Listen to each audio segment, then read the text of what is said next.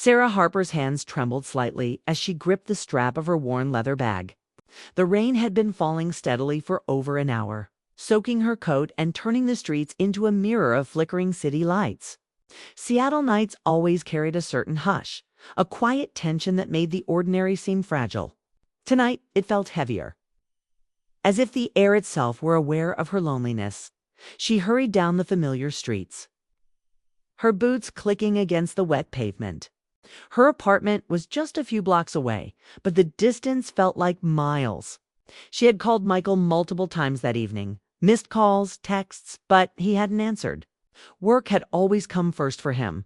Long nights at the office, endless meetings, deadlines that never seemed to end. She understood that. She had loved him for his dedication, for the way he built the life they shared. But lately, the absence had become more than just noticeable. It had become a quiet ache she carried alone. Sarah's mind replayed the small, unnoticed moments from the past weeks. A forgotten dinner, an unanswered question about her day, a missed gallery opening she had hoped he would attend. She had tried to speak up, tried to remind him gently that she was there, that she mattered. But each attempt seemed to vanish into the air between them, leaving nothing but silence in its wake. The uneven sidewalk caught her foot unexpectedly.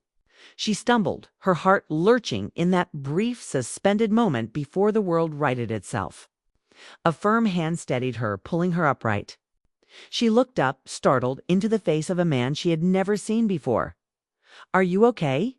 His voice was calm, deep, and steady, cutting through the echoing drizzle of the city. I'm fine," she managed, brushing her damp hair from her face. His eyes held hers, gentle but intense. There was no threat in his gaze, only concern, a quiet understanding. "It's not safe to be alone out here in the dark." The words were simple, but something about them struck a chord within her. Not fear, but relief, a small sense of comfort she hadn't felt in weeks. She hesitated, caught between instinct and curiosity, before accepting the arm he offered. "I'm Ethan," he said, introducing himself without ceremony, his voice warm in the chilly night. "Sarah," she replied, her tone soft, uncertain. She didn't know why she trusted him so quickly, why the sense of safety she felt made her heart beat a little faster. Perhaps it was the way his presence seemed to command the space around them, not with force, but with calm assurance. Ethan guided her through a narrow alley to a small, warmly lit cafe tucked between two larger buildings. The smell of coffee, bread, and warmth greeted her like an old friend. He opened the door for her, holding it as she stepped inside. And she felt a small flicker of normalcy return. "Sit," he said, pointing to a quiet corner. "You look like you could use a moment of peace." Sarah nodded almost wordlessly and took the seat across from him. As she settled in, she became aware of how tense her shoulders had been, how her body had coiled itself against the wet, cold night. For the first time in days, maybe weeks, she could breathe. The conversation started slowly, almost cautiously. Ethan asked simple questions, and Sarah answered with care, feeling the weight of months of bottled-up loneliness gradually lift. She found herself smiling, small, tentative smiles that felt foreign yet welcome. The sound of her own laughter startled her, reminding her that she still had a voice, a presence that could fill space and be heard. "You look like you carry more than most people," Ethan observed quietly, leaning slightly forward, his eyes never leaving hers. Sarah looked down at her hands, feeling a sudden blush. "I suppose I do," she admitted softly, almost whispering. "You don't have to carry it alone," he said, and there was no judgment in his tone, only acknowledgement. "Sometimes we all need someone to share the load, even for a short while," she wanted to explain, to tell him about her marriage, about the distance, the silence that had crept between her and Michael. But the words wouldn't form. Instead, she simply nodded, feeling understood in a way that had become rare in her own life. There was no romantic undertone in his words, but there was care, genuine and unobtrusive, and it wrapped around her like a protective shield. They sat in the quiet cafe, the rain tapping softly against the windows, blending with the gentle hum of the heater and the faint aroma of coffee. Minutes turned into an hour, and Sarah realized she hadn't felt this calm in months, not since the early days of her marriage. When Michael had noticed the small details of her life, when love had been active, not just present in absence, eventually, the reality of time returned. She stood to leave, her heart hesitant. "I should go," she said softly, feeling a strange reluctance. Ethan rose as well, holding the door for her. "It's getting late and the streets aren't safe at this hour. I can walk you part of the way." Sarah hesitated, thinking of the distance of the dark streets, of her solitude. Finally, she nodded. "Thank you." As they stepped back into the misty night, the city around them seemed different, less cold, less isolating. His presence brought a sense of security she hadn't realized she craved. They walked in silence for a few blocks, the occasional car splashing water along the curb. Every so often, Ethan's hand brushed hers, accidental but grounding. The simple contact reminded her of the warmth of human touch, the reassurance of connection. Then, as she rounded a corner, her foot caught on an uneven patch of pavement. Before she could fall, Ethan caught her in his arms. Not with force, not with pressure, but with gentle steadiness. She felt the weight of her exhaustion and worry lift. Even if only for a moment. "You're safe now," he murmured, his voice close to her ear. Steady and calm. Sarah's chest rose and fell rapidly. For the first time in a long while, she felt secure, grounded. Not exhilarated, not swept away, simply seen and protected. She realized how starved she had been for care, for attention, for acknowledgement that she was more than invisible. Eventually, they reached the street outside her apartment. She stepped down, feeling the damp pavement beneath her feet, and Ethan gave her a reassuring nod. "You're all right. That's what matters." She managed a small smile, feeling gratitude and a hint of something more complex, something she didn't want to name. "Thank you," she said.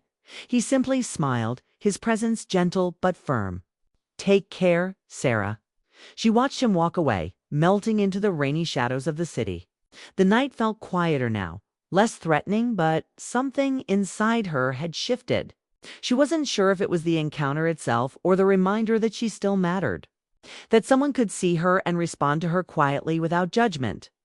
As she unlocked the door to her apartment, the rain still drumming softly against the windows, she realized the night had changed her. Not in dramatic, life-altering ways, but in subtle, undeniable ones. For the first time in a long while, she felt a spark of warmth and awareness. She understood that life wasn't over. That connection was still possible, and that sometimes strangers could illuminate truths you had forgotten about yourself. She closed the door behind her, leaning against it for a moment, thinking of Ethan's words, of his steady presence. The ache she had carried, the loneliness that had shadowed her for months, was still there, but softened. It was no longer unbearable, and deep inside, Sarah knew that this encounter, brief, fleeting, and entirely unexpected, had left an imprint she wouldn't forget. It had pulled her from the darkness, even if only for a moment, into a space where she could remember what it felt like to be truly seen, truly acknowledged. She didn't know what the future held, or whether Michael would ever notice the absence of care she had endured. But she did know this, for the first time in months. She felt a quiet certainty that she could face the loneliness and the dark with courage, because somewhere out there someone had reminded her of the light she carried within herself. The morning after that rainy night, Sarah woke with a strange restlessness she couldn't shake. Her apartment felt unusually quiet, the silence magnifying the absence she had grown accustomed to with Michael. He had left for work before she even opened her eyes, the faint glow of his laptop downstairs signaling another long day ahead. She had expected the ache, the dull loneliness. But there was something different today, a small, persistent spark of hope, ignited by Ethan's calm, steady presence the night before. Sarah moved through her morning routine mechanically, her thoughts straying constantly to the man who had caught her before she fell. Not in a romantic or overt way. She had not even seen him closely enough to remember every detail, but in a way that lingered in her mind. A quiet warmth and reassurance she hadn't experienced in months. She tried to focus on her work at the gallery, cataloging paintings and preparing for an upcoming exhibit, but her mind refused to cooperate. Every brushstroke, every frame, reminded her of the emptiness she carried with her day after day. She wondered about Michael, about their marriage, about the distance that had grown between them. He wasn't cruel or unkind. He simply had forgotten how to notice her, how to make her feel present, valued. She hadn't realized how deeply she missed those small gestures until the night Ethan appeared. His kindness like a mirror reflecting a truth she had suppressed by midweek. She decided to walk past the cafe again. It wasn't premeditated. She simply needed a change of scenery, a break from the monotonous quiet of her apartment.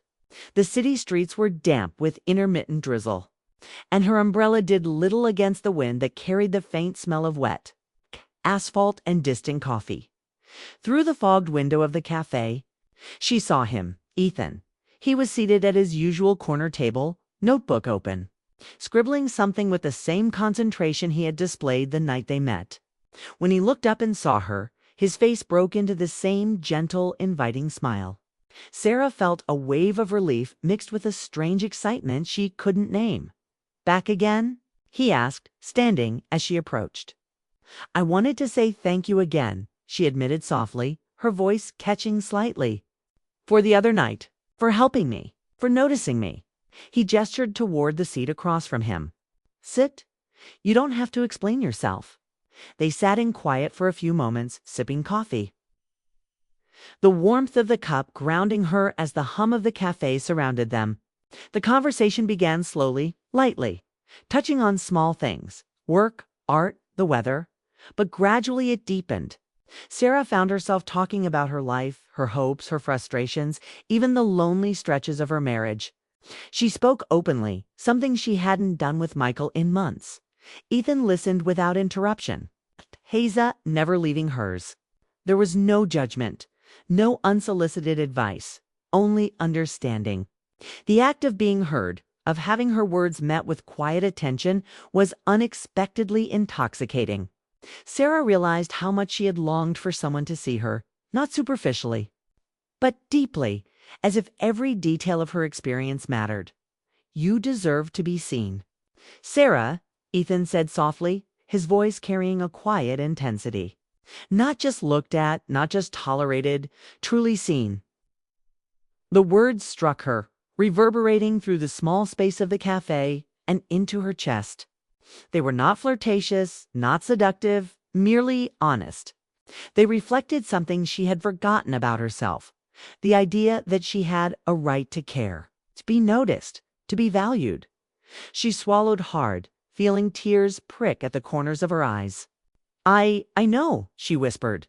I don't know how to make it happen." "Sometimes it starts with honesty," he said gently. "Even with yourself. Acknowledging what you need doesn't make you selfish. It makes you human." Sarah nodded, feeling the truth in his words.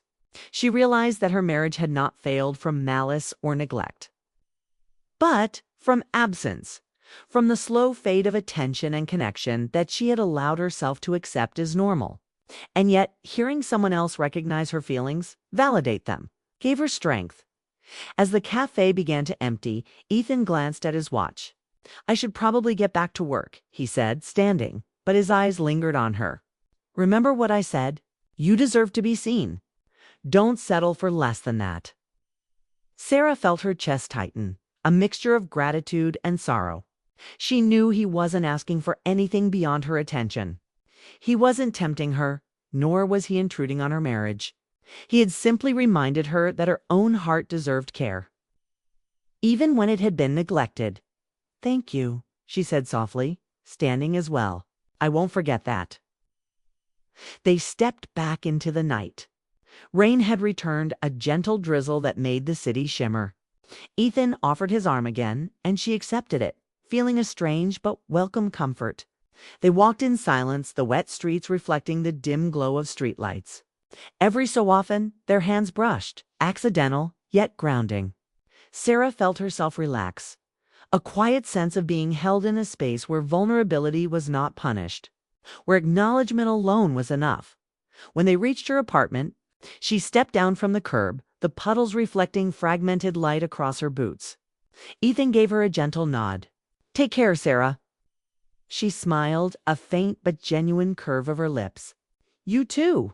He disappeared into the misty streets, leaving her with an unexpected mixture of clarity and longing. The night had not changed her circumstances. Michael was still distant. Her apartment still quiet, but it had shifted her awareness. She realized she could no longer ignore the truth of her own feelings, the need for connection, attention, and recognition. That night, lying in her apartment, she thought about the spark of life Ethan had reignited in her. She wasn't in love with him, and she hadn't been tempted toward betrayal. But she had remembered what it felt like to matter, to be noticed, to feel a quiet warmth when someone genuinely cared. That realization both comforted and unsettled her. For the next few days, she found herself replaying their conversation. The words lingered. "You deserve to be seen. Don't settle for shadows." They were a quiet echo in her mind, shaping how she viewed her life, her marriage, and herself. She realized she needed to speak up, to reclaim the care she had stopped expecting, to confront the absence that had quietly dominated her relationship at work. Sarah began to move with a renewed sense of purpose. Each painting she hung, each canvas she arranged, carried a small trace of the awareness Ethan had reminded her of, that she deserved attention, that her presence mattered. Colleagues noticed a subtle change. She carried herself with more confidence, spoke with more assurance, smiled with a gentleness that seemed to glow from within. Yet the awareness also came with unease. She loved Michael, still did, in her own quiet, weary way. But she could no longer ignore the distance, the absence, the routine that had become a substitute for real attention. And now she had a point of comparison. A night, a man. A presence that reminded her what acknowledgement felt like. That Friday evening, she decided to walk past the cafe again. She needed to see Ethan, not for romantic reasons, but for clarity, for grounding. When she spotted him inside, scribbling quietly in his notebook, her chest tightened in a mixture of relief and anticipation. He looked up, recognized her, and smiled. The same soft, understanding smile that had made her feel safe in the dark. "Sarah," he said simply, "you came back. I needed to see you again," she admitted. "Not for anything. Just to thank you again for noticing me, for being present." He gestured to the chair across from him. "Sit, talk, I'll listen." And so she did. They spoke of small things at first, the weather, minor frustrations, its quiet joys, and gradually moved to more personal territory. She spoke of Michael's absence, her frustration, the quiet ache that had taken root in her life. Ethan didn't interrupt, didn't judge. He offered only attention. A listening presence that allowed her to articulate feelings she hadn't voiced in months. When she finally looked up, she found her chest lighter, her mind clearer. His words were not solutions, not promises, but they held a strange power. Acknowledgement. Someone else saw her, understood her, allowed her to exist fully in that moment. As she left the cafe that night, rain soft against her umbrella, she felt a cautious sense of hope. Michael was still distant, still unaware. But Sarah understood something crucial. She could no longer remain passive. She had to confront the absence, the routine, the silence, and reclaim the care and attention she deserved. Not as a plea for love, but as a recognition of her own worth. She reached her apartment, heart pounding, mind alive with the memory of Ethan's steady presence. For the first time in months, she felt seen, understood, and reminded that her heart was capable of warmth even when the world felt cold. The night had shifted something inside her, and as she closed the door behind her, she whispered into the quiet, "I will not settle for shadows." The morning light crept gently through the curtains, touching Sarah's face as she lay awake, her thoughts caught between clarity and confusion. The rain had stopped overnight, but the quiet hum of the city outside only made the silence in her home feel heavier.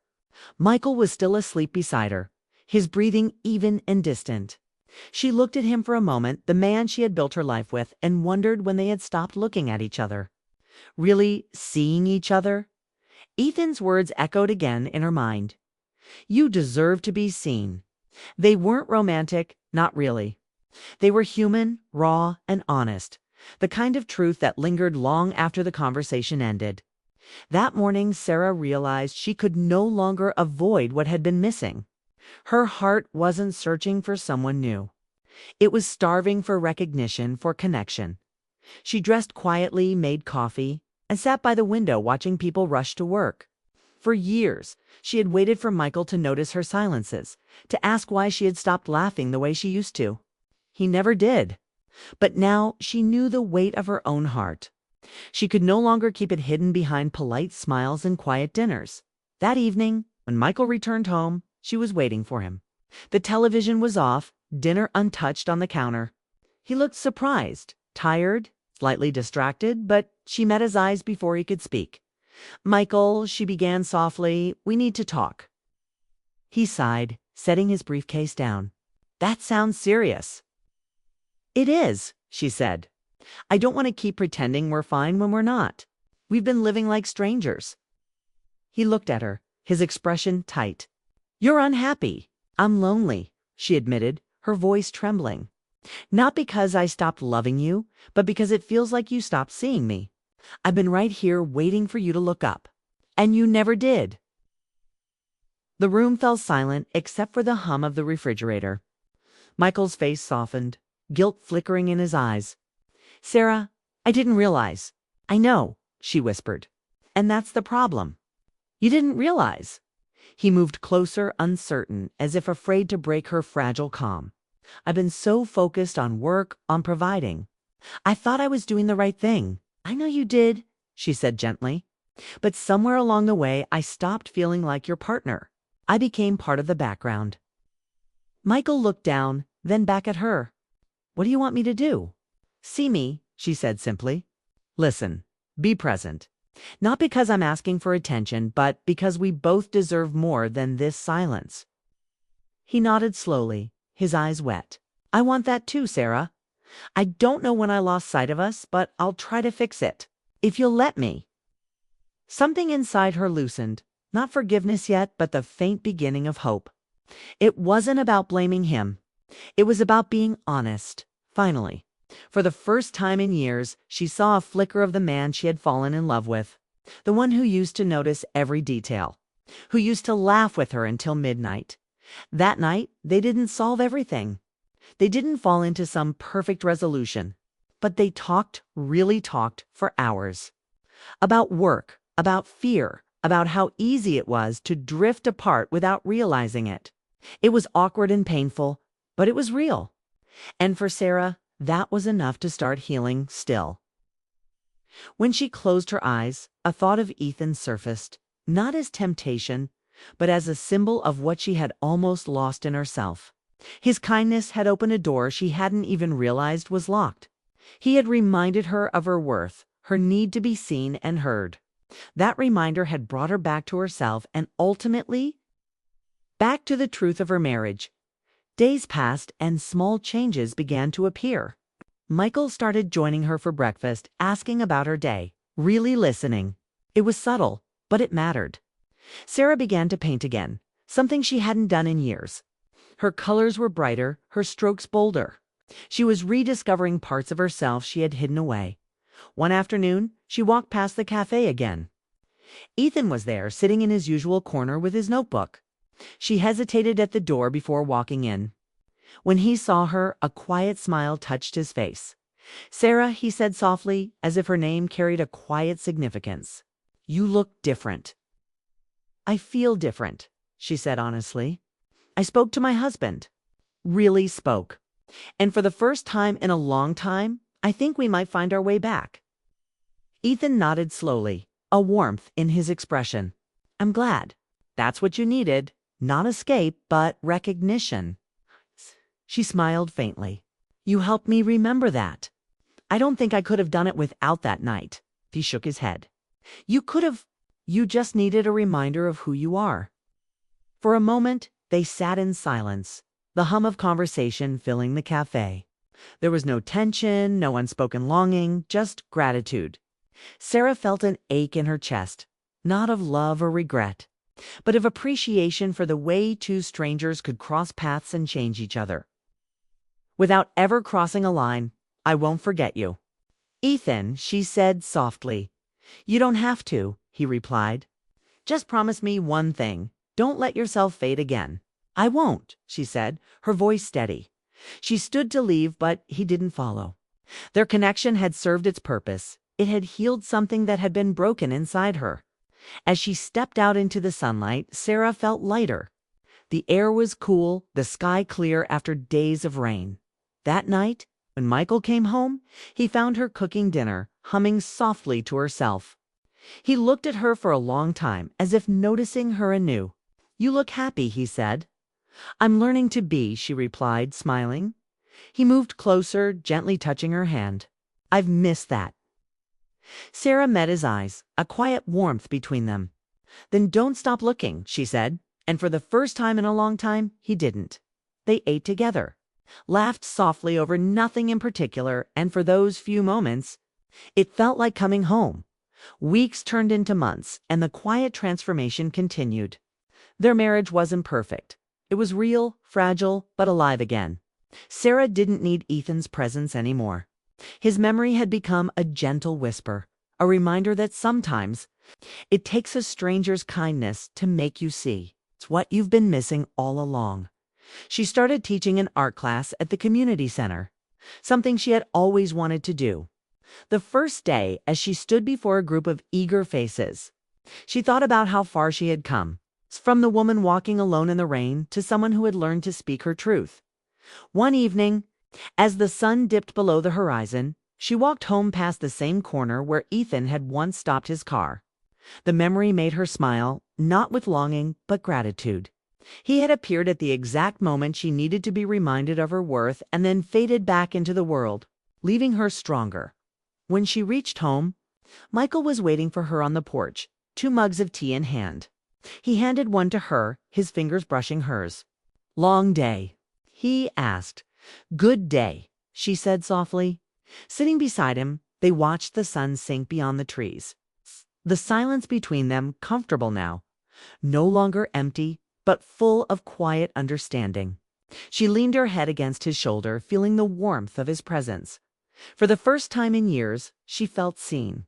Not by a stranger, not by anyone outside her marriage, but by the man who had once known her best and now, perhaps, knew her again, as the night deepened.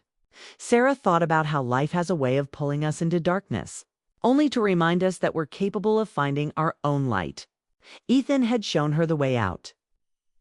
But it was her courage that kept her moving forward. She smiled to herself and whispered, almost to the stars, thank you for finding me in the dark.